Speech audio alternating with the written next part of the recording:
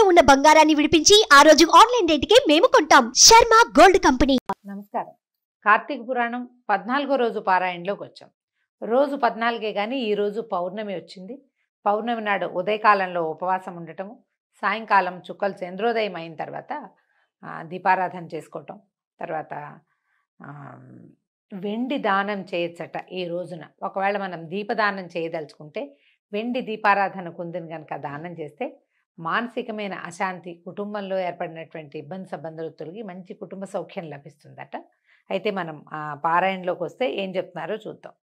కార్తీక పూర్ణిమ దినమునందు వృషోత్సర్గమును చేయువాడికి జన్మాంతరీయ పాపాలు కూడా నశిస్తాయి. ఈ వృషోత్సర్గం అంటే ఆంబోతుకి అచ్చు వేసి వదిలిపెట్టడం.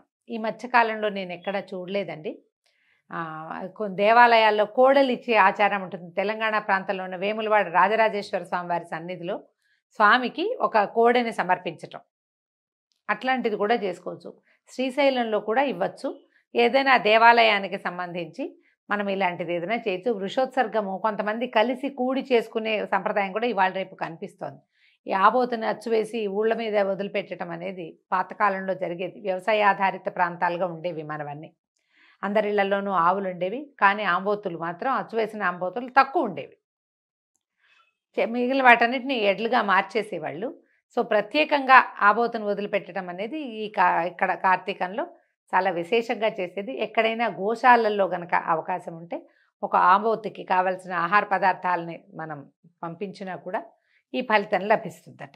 స్వర్గంలో ఉన్నటువంటి లేదా పితృలోకాల్లో ఉన్నటువంటి పితరులు మన వంశంలో ఎవడైనా ఒకడు కార్తీక పూర్ణమి నాడు నల్లని గిత్తని కానీ గిత్త దూడను కానీ లేదా ఆబోతును కానీ విడిచిపెడతాడా?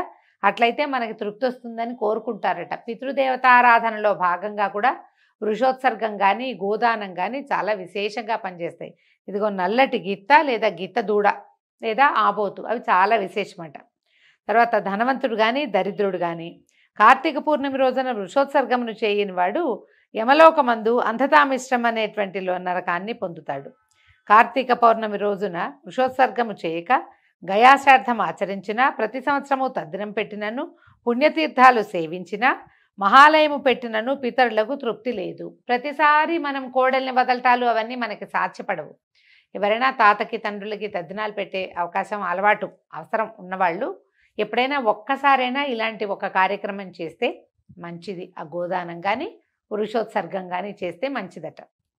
అయితే ఎన్ని చేసినా అంటే ఇవన్నీ మహాలయం పెట్టడం, పితృదేవతారాధన చాలా చేస్తారు. అంత చేసినా కూడా ఈ గోసంపదని వృద్ధి చేయటం కానీ గోసంపదని దానం చేయటం కానీ చేయకపోతే దాని పూర్తి ఫలితము లభించదు అని శాస్త్రవచనమాట. వీటన్నిటికంటే కూడా కోడని నచ్చిపోయటం అంటే ఆంబోతు నచ్చిపోసి వదిలిపెట్టడం చాలా అద్భుతమైన విషయం అని చెప్తున్నారు. గయాశ్రార్థము వృషోత్సర్గము సమానమని విద్వాంసులు చెప్పారు. కాబట్టి కార్తీక పౌర్ణమి నాడు వృషోత్సర్గము చాలా స్వర్గ సుఖాలని అందిస్తుంది. మన పెద్దవాళ్ళందరూ చాలా సంతోషిస్తారట. అనేక మాటలు ఎందుకు, అన్ని పుణ్యాల కంటే అధికమైన ఫలదానం చేయవాడు కూడా దేవ ఋషి మనుష్య పితృరుణాల నుంచి విముక్తుడవుతాడు.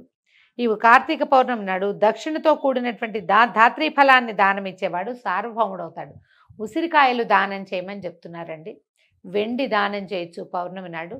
ఉసిరి చెట్టుని చిన్న చిన్న మొక్కలు ఎక్కడైనా కొని తీసుకొచ్చి దానం చేయొచ్చు, మంచిదండి చాలా. ఉసిరి మొక్కలు పెంచుతాం కదా మనం. తర్వాత ఏమో ఉసిరి పళ్ళు కాయలు కూడా దానం చేయొచ్చు.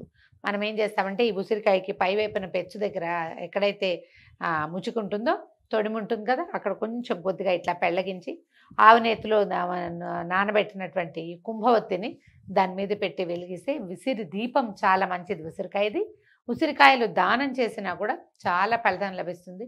మామూలుగా ఇప్పుడు కొంచెం దొరుకుతాయి, కార్తీక మాసంలో ఉసిరికాయలు కనపడతాయి కదా. ముదురు పళ్ళని ఏమన్నా భక్ష్యయోగ్యంగా తినడానికి యోగ్యంగా ఉన్న పండును దానం చేస్తే చాలా మంచిదట.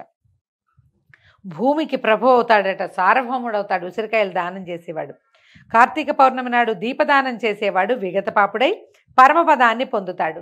దీపదానం కూడా, ఈ దీపదానాలు కూడా అండి పురాణంలో చెప్పబడింది అయితే పిండితో దీపం చేసి బియ్యపిండితో దీపం చేసి ప్రమిదలాగా చేసి అందులో ఆవు నెయ్యి పోసి దీపం వెలిగించి దాన్ని విప్రుడికి దానం చేయండి అంటారు.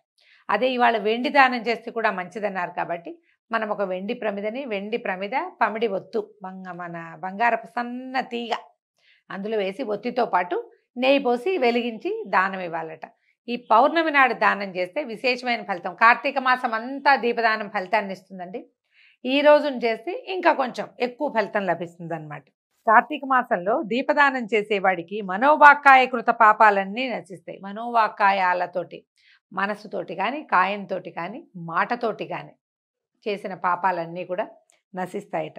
కార్తీక పౌర్ణమి నాడు ఈశ్వరలింగ దానమును ఆచరించేవాడు ఈ జన్మమునందు అనేక భోగములను అనుభవించి ఉత్తర జన్మమందు సార్వభౌముడగును. మనం సాలగ్రామ దానం వింటాం కదా, అట్లాగే లింగదానం కూడా చాలా మంచిదట. ఈ నర్మదా బాణలింగాలు దొరుకుతాయి. నర్మదా బాణలింగ దానం చేస్తే చాలా విశేషమైన ఫలితం ఉంటుందట.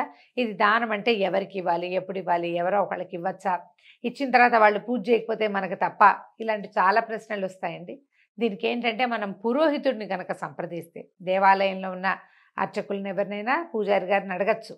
మనకే ఇంటికి ఏదైనా వ్రతాలు నోములు చేయించడానికి సలహాలు సంప్రదింపులకి చేసేటువంటి పురోహితుల్ని కూడా అడిగితే వాళ్ళు సలహా చెప్తారు. ఎట్లా లింగదానం చేయాలి, ఎట్లా మనం సాలగ్రామ దానం చేయాలి, విధి వాళ్ళు చెప్తారు. దాని ప్రకారం చేసుకుంటే మంచిదే. మళ్ళీ మనకి కుశంకలు లేకుండా అనమాట.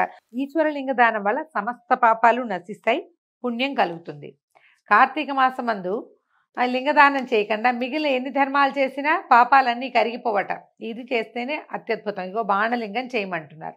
కార్తీక వ్రతం అనంత ఫలప్రదం, సామాన్యంగా దొరకనిది కనుక కార్తీకంలో భోజనానికి ఒక విధి చెప్తున్నారండి. కార్తీక మాసంలో అమావాస్య యందు, పూర్ణిమ యందు, పితృదినమందు, ఆదివారమందు, సూర్యచంద్ర గ్రహణములందు రాత్రి భోజనం చేయకూడదు. అంటే ఇప్పుడు మనం ఏం చేస్తున్నాము, పౌర్ణమి నాడు పగలు ఉపవాసం ఉండి రాత్రి భోజనం చేస్తున్నాం కదా. ఇది ఎవరికి చెప్పారు? మరి మీరు నెల రోజులు ప్రతిరోజు నియమం పెట్టుకుని చేసే వాళ్ళకి ఈ పద్ధతి చెప్తున్నారు. రాత్రిపూట భోజనం చేయకూడదు అని చెప్పి. తర్వాత పితృదివసాలు కూడా, ఏదైనా పితృదినం వస్తే ఎలాగూ పితృకార్యాలప్పుడు రాత్రిపూట భోజనాలు చెయ్యరు ఖచ్చితంగానే. కార్తీక మాసపు ఏకాదశి నాడు రాత్రింబగళ్ళు, వ్యతిపాత వైద్యుతి మొదలగు నిషిద్ధ దినములందు రాత్రి భుజించరాదు. కార్తీక మాసమే కాదు, ఏకాదశిలో ఎప్పుడు కూడా ఉపవాసం ఉంటే రాత్రి భోజనం పనికిరాదు. మొత్తం రోజంతా ఉపవాసం ఉండాల్సిందే. మరి ద్వాదశి నాడే మనం భోజనం చేస్తాం, ద్వాదశి పారాయణ చేస్తాం. అప్పుడు ఛాయానక్తంను చేయవలను కానీ రాత్రి భోజనం చేయకూడదు. ఛాయానక్తమే రాత్రి భోజన ఫలితాన్ని ఇస్తుంది. కాబట్టి రాత్రి భోజనము చేయకూడని దినములందు కార్తీక వ్రతం చేయవాడు ఛాయానక్తమునే గ్రహించవలను. అంటే ఛాయానక్తం అంటే ఏంటో చెప్తున్నారు. తన శరీరము కొలతకు రెట్టింపు నీడ వచ్చినప్పుడు భుజించటము. ఇది నిశ్చిత దినములందు గృహస్థునకు ఎల్లప్పుడూ యతులకు విహితము. అంటే మనము ఎండలో సూర్యుడికి ఎదురుకుండా నిలబడి మన నీడకి రెట్టింపు వచ్చినప్పుడు అన్నం తినచ్చు, రాత్రిపూట తినకూడదు. ఈ విధానాలు ఇప్పుడు ఎవరు పాటించట్లేదండి. అసలు మనకి ఎండే కనపడదు, ఎట్లా చూస్తామంటారు. పురాణంలో ఉన్నది కాబట్టి మనం చెప్పుకుంటున్నాము, వింటున్నాము అంతే. దీని మీద ఎక్కువ ఆలోచించి ఏం చేయాలి అని ప్రశ్నించద్దండి. కొన్ని విషయాలు పాతకాలపు పద్ధతి, పురాతన కాలంలో అవి పాటించేవారు. ఇప్పుడు మనకు అవకాశాలు కూడా లేవు కదా. సమస్త పుణ్యములను ఇచ్చు కార్తీక మాసమందు నిషిద్ధ దినములందు భుజించువాడి పాపాలు అనంతములవుతాయి. ఆ పాప విస్తారం ఎవ్వరూ చెప్పలేరు. అలాగే కార్తీకంలో కొన్ని చేయకూడని పనులు ప్రత్యేకంగా చెప్తున్నారు. తలంటుకోవటం, పగలు నిద్ర, కంచుపాత్రలో భోజనము, మఠాన్న భోజనము, గృహమందు స్నానము, నిషిద్ధ దినములందు రాత్రి భోజనము, వేదశాస్త్ర నింద ఎప్పుడూ జరపకూడదు.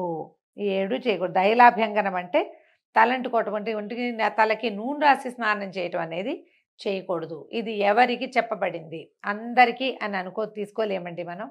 ఎవరైతే కార్తీక విధిని ఆచరించాలి నెల రోజులు అని భావిస్తారో వాళ్ళకి పనికిరాదు. కార్తీక విధి నెల రోజులు మీరు చేయదలుచుకున్న వాళ్ళు ఇంట్లో స్నానం చేయకూడదంటే మనకు అవకాశం ఏముంది? పూర్వం ఏం చేసేవాళ్ళు, నదీ తీరాలకు వెళ్ళిపోయి తీర్థాటనకు వెళ్ళి ప్రతిరోజు పొద్దున్నే సమీపంలో ఉన్న నదికి వెళ్ళి స్నానాలు చేసి వచ్చేవాళ్ళు.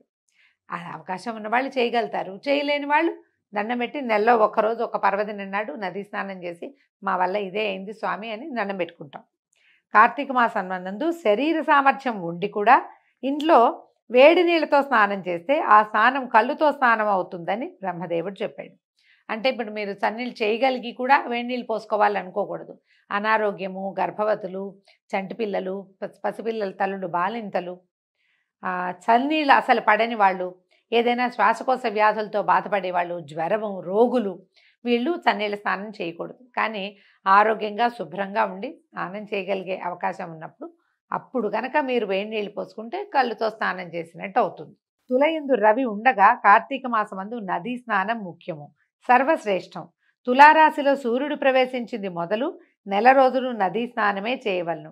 ఇట్లా నది లేనిచో తటాకమందు గాని కాలవలందు గాని బావుల వద్ద గాని స్నానం చేయవలను. తటాక కూపంలందు స్నాన సమయంలో గంగా ప్రార్థన చేయాలి.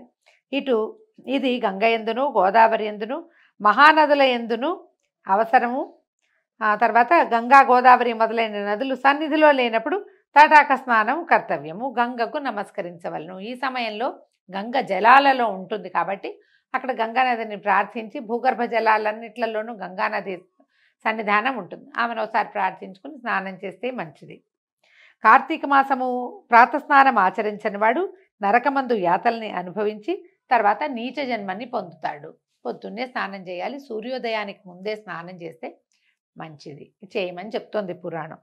గంగాది సమస్త నదులను స్మరించి స్నానం చేసి సూర్యమండలగతుడైనటువంటి ప్రత్యక్ష నారాయణ స్వరూపుడైనటువంటి సూర్యమండలంలో ఉన్న హరిని ధ్యానించి హరి చరిత్రను విని గృహమునకు వెళ్ళవలను. ఇది నదీ తీరాల్లో ఉన్న వాళ్ళకనమాట. వీళ్ళు స్నానం చేసి అక్కడే పురాణ శ్రవణం ఏదైనా చేసి సూర్యుని దండం పెట్టుకోవటం, ఏదైనా పురాణ శ్రవణం లాంటివి చేయటం, దేవాలయ దర్శనం కూడా చేసుకుని అప్పుడు ఇంటికెళ్ళి గృహ విధులు, ఇళ్లలో ఉన్న పనులు చూసుకోవాలట. పగలు చేయదగిన వ్యాపారాలన్నీ చేసుకుని సాయంకాలం తిరిగి స్నానం చేసి ఆచమనం చేసుకుని పూజాస్థానమందు పీఠం ఉంచి దాని యందు శంకరుని లింగమూర్తిని ఉంచి పంచామృతాలతోనూ ఫలోదకాలతోనూ కుశోదకంతోనూ మహాస్నానం చేయించి షోడశోపచారాలతో పూజించాలి. పంచామృతాలు చేయాలి, ఫలోదకాలంటే ఫల రసాలతోటి కూడా విశేషంగా అభిషేకం చేస్తే మంచిది. అభిషేక ప్రియ శివ అన్నారు. జలంతో అభిషేకం చేసినా మంచిదే. మనకి టెంకాయ నీరు, కొబ్బరి నీళ్ళు, తర్వాత పళ్ళ రసాలతోటి కూడా ఒక్కొక్క దానితోటి ఒక్కొక్క ఫలితం చెప్పబడుతుంది. పూజించాలి. శంకరుని ఆవాహన చేయాలి. ఆవాహనం సమర్పయామి. తర్వాత వరుసగా నామాలన్నీ చెప్తున్నారండి. షోడచోపచారాలతోటి శంకరుని అర్చించాలి, శివార్చన చేసుకోవాలి. తర్వాత భక్తితో పూజించి మాసమంతా సహస్రనామాలతోటి నిత్యము పూజించి పూజావసానంలో ఆ మంత్రంతో అర్ఘ్యం ఇవ్వాలి. ఇట్లా చేస్తే కనుక, అంటే మనం 16 షోడశోపచారాలు ప్రదోషకాలార్చన చాలా విశేషం అని చెప్తారండి. ఉదయకాలం స్నానం చేయటము, సాయంకాలము ప్రదోషకాలార్చన, సాయంకాలం వేళ శివుని గారికి అర్చిస్తే చాలా విశేషం అని చెప్తున్నారు. తన శక్తి కొద్దీ దీపమాలలు సమర్పించి శక్తి వంచన లేకుండా బ్రాహ్మణులకి దానం చేయాలి. ఈ ప్రకారంగా కార్తీక మాసం అంతా కూడా బ్రాహ్మణులతో కలిసి నక్తవ్రతాన్ని చేయువాడు 1000 సోమయాగాలు, 100 వాజపేయ యాగాలు, 1000 అశ్వమేధ యాగాలు చేసినటువంటి ఫలితాన్ని పొందుతాడు. అంటే ప్రతి సాయంకాలము ఇలాగ ప్రదోషకాలార్చన, సూర్యాస్తమయం అయ్యి చంద్రోదయం అవుతున్న కాలంలో కనుక శివార్చన చేసుకున్న వాడికి విశేషమైన ఫలితం లభిస్తుంది. మన ఇంట్లో శివలింగం లేదు, మన ఇంట్లో శివార్చన అలవాటు లేదు, మనకి అర్చన రాదు, ఇలా ఏమీ ఆలోచించదండి. పురాణం ఖచ్చితంగా చెప్పే విషయాలన్నిట్లకి అమెండ్మెంట్ తప్పకుండా ఉంటాయి. మనం ఇంట్లో ఏ దేవతార్చన ఉంటే అక్కడ దీపారాధన చేసుకోవటం, కొంచెం పూజ చేసుకోవటం, సాయంకాలం వేళ శివాలయానికి వెళ్ళడం కూడా ఇలాంటి ఫలితాన్నే ఇస్తుంది. ముందు చెప్తారన్నమాట. కార్తీక మాసం నందు ఈ ప్రకారంగా మాసనక్త వ్రతాన్ని ఆచరించేవాడు పాపాలని సమూలంగా పోగొట్టుకుంటాడని నారదాదులు చెప్పారు. పుణ్యం పెరుగుతుంది, సమస్త పాపాలు నశిస్తాయి, సందేహం లేదు. కార్తీక మాసంలో చతుర్దశి యందు పితృప్రీతి కొరకు బ్రాహ్మణునికి భోజనం పెడితే పితరులందరూ తృప్తి పొందుతారు. మనం ఇవాళ పౌర్ణమిలోకి వచ్చేసాం కదా, చతుర్దశి నాడు ఇది విశేషమట, కానీ పౌర్ణమి నాడు చెప్తున్నారు ఇది. కార్తీక మాసపు శుక్ల చతుర్దశి యందు కుమారుడు గనక తర్పణం విడిస్తే పితృలోకంలో ఉండేటువంటి పితరులు తృప్తి పొందుతారు. తర్పణాలు విడిచేందుకు ప్రత్యేక కాలం కూడా చెప్తారండి. చతుర్దశి నాడు తర్పణం విశేషమని చెప్తున్నారు. కార్తీక మాసంలో చతుర్దశి నాడు లేదా పౌర్ణమి నాడు ఫలదానాన్ని చేసేవాడు వాడికి సంతానానికి విచ్ఛేదం కలగదు, ఎటువంటి సందేహము లేదు. ఫలదానం కూడా చేయమంటున్నారు విశేషంగా. శంకరుని ఆరాధించి తిలదానం చేసేవాడు కూడా తిలలు దానం చేయాలి. ఇప్పుడు నువ్వులు దానం అనగానే నువ్వులు దానం తీసుకునేవాళ్ళు దానికి పరిహారంగా సహస్ర గాయత్రి చేసుకోవాలట. చాలామంది తీసుకోరు, నువ్వులు దానం తీసుకునేందుకు రారు. అందుకని నువ్వులతోటి ఏదైనా తీయని పదార్థం చేసి అవి పంచిపెట్టినా కూడా వాళ్ళకి దానం పుచ్చుకున్న పరిహారం చేసుకోవాల్సిన శ్రమ ఉండదు, మనకి దానం చేసిన ఫలితం కూడా లభిస్తుందట. సమస్త పాపాలని పోగొట్టేది, సమస్తమైన పుణ్యాల్ని వృద్ధిపరిచేది అయినటువంటి ఈ కార్తీక వ్రతాన్ని చేయవాళ్ళు విగత పాపులై మోక్షాన్ని పొందుతారు. అవకాశం ఉంటే మనకి ఇన్ని రకాలు చెప్పారు, స్నానము, దానము, కథాశ్రవణము, ఎన్ని రకాలు చెప్పారు, దీపదానము, ఉపవాసాలు, దేవాలయ సందర్శనము, తీర్థాటనము, నదీ స్నానము, వీటిలలో ఏది చేసినా కూడా ఇది కార్తీక మాసము, ఇప్పుడు చేయవలసిన విధి అని తెలుసుకొని జ్ఞప్తితోటి జ్ఞానంతోటి చేస్తే కనుక తప్పకుండా ఫలితం లభిస్తుంది. ఈ అధ్యాయాన్ని ప్రత్యేకంగా ఇది ఇలా చేయటం వల్ల పుణ్యం లభిస్తుంది అని చెప్పబడిన ఈ 14వ అధ్యాయాన్ని విన్న వాళ్ళకి కూడా సమస్త పాతకాలకి ప్రాయశ్చిత్తం చేసుకున్న వాళ్ళు అవుతారని చెప్తున్నారు. దీంతో 14వ రోజు పారాయణ పూర్తయిందండి. రేపు ఉదయం మళ్ళీ 15వ రోజు పారాయణతో కలుసుకుందాం. నమస్కారం.